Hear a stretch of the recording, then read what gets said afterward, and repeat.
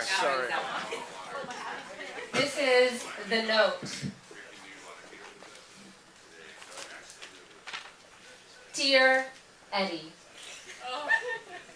I thought junior high school would be different. The summer before 7th grade, I fantasized about my new life. I knew there'd be lay masses there from elementary school, but I didn't really have any friends there anyway, so I was excited to move on. I thought I'd be cool, like the girls in the Babysitters Club books I was obsessed with. I thought people would pass me notes and would want to sit with me at lunch. There would be no recess, so I wouldn't have to sit in the library all by myself every day reading to forget I had no friends. I was tentatively excited that maybe in junior high school, boys would begin to recognize me and talk to me. But I was wrong. The first day of school, I knew I was doomed. I dressed in fuchsia leggings and hiking boots and ran to all my classes. The cool crowd still ignored me. I wasn't the smartest kid in school anymore. Kids were louder, meaner, and the teachers didn't regulate.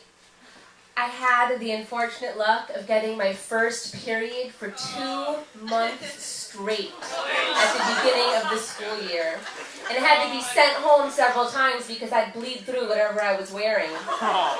My hormones were on overdrive, and my nerves got to me, and I began breaking out. I was 12. But then, Eddie, I saw you. I liked you in a distant and somehow stalkery way. I latched on to the idea of you so I could forget that still almost no one spoke to me or was interested in what I had to say. At that age, kids think dorkiness is contagious. But you, we had PE together. You were tall, skinny with bad posture, and big chapped lips. You reminded me of Archie from the comics I used to read, and you seemed just as out of place and awkward as I did, even though you did run with the cool kids who hung out at the taco shop after school. You had a skateboard. I began noticing where you were at breaks and which route you took between classes. I never spoke to you.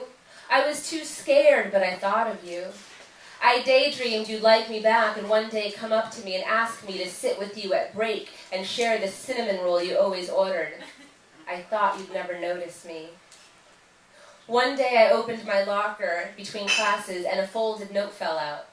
I immediately felt cold, imagining someone had stuck a note in the wrong locker. But when I opened it, it was addressed to me. The writing was square and read, "Dear Liz, I don't know if you know who I am, but we have PE together. My name is Eddie, and I think you're beautiful. I watch you doing jumping jacks, and you have the cutest butt.